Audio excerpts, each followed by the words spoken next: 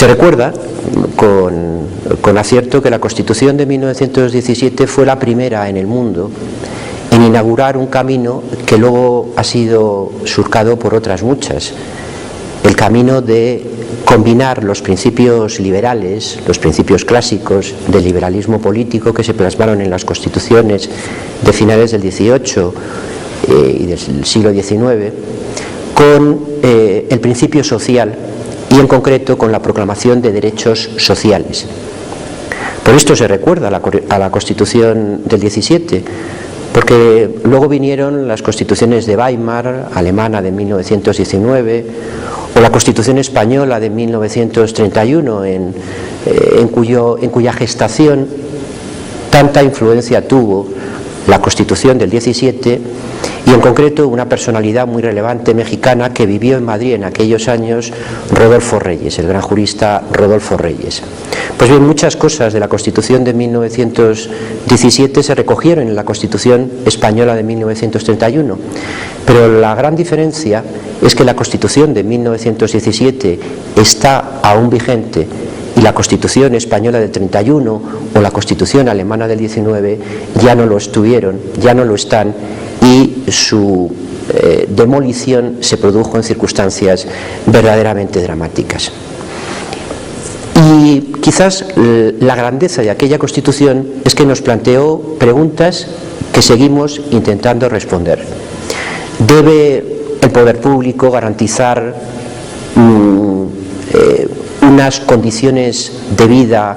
mínimas a las personas en forma de derechos sociales o desplegando lo que podríamos llamar en términos de hoy políticas sociales que atiendan las necesidades de las personas, especialmente de las personas más menesterosas? Pues bien, la respuesta es que esa pregunta sigue siendo actual. Y la respuesta que se dio en 1917 me parece que fue la correcta, porque si la Constitución de Querétaro tuvo como característica principal el haber traído, el haber constitucionalizado la problemática social, haber incluido el principio social y los derechos sociales, esa constitucionalización primera en la Carta de Querétaro acaba generalizándose en otras constituciones del periodo de entreguerras, como las citadas de Weimar y la española del 31, pero después, y ya para consolidarse, en las constituciones que vieron la luz, singularmente en Europa, tras la Segunda Guerra Mundial. La Ley Fundamental de Bonn, la Constitución italiana del 47, la Constitución francesa del 46 y después la del 58,